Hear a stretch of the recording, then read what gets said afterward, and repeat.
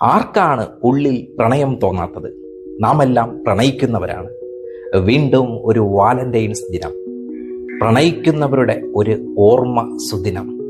ഈ പ്രണയത്തിൻ്റെ ദിവസത്തിൽ നാമൊക്കെ ഹൃദയത്തിൽ കാത്തു സൂക്ഷിക്കേണ്ട ഒരു കാര്യമുണ്ട്. ഫ്രം യുവർ വാലന്റൈൻ എന്ന് പറഞ്ഞുകൊണ്ട് മരണത്തിലേക്ക്, കൊലക്കളത്തിലേക്ക് നടന്നു നീങ്ങിയ ഒരു മനുഷ്യനുണ്ട്. പേര് വാലന്റൈൻ.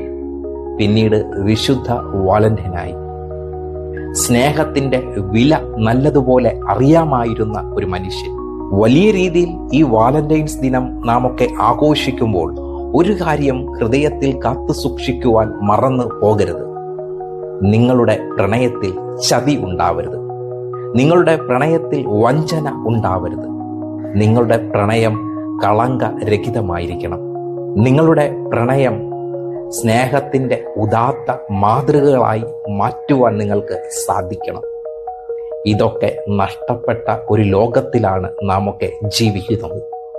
ശരീരത്തിനും അപ്പുറം മനസ്സിനെ, ഹൃദയത്തെ പ്രണയിക്കുവാൻ, സ്നേഹിക്കുവാൻ നമുക്ക് സാധിക്കണം. ശരീരത്തിൽ മാത്രം ഒതുങ്ങി നിൽക്കുന്ന പ്രണയങ്ങൾ അവസാനിക്കുന്നത് വഞ്ചനയിലും, ചതിയിലും, കൊലപാതകത്തിലുമൊക്കെ ആണ്.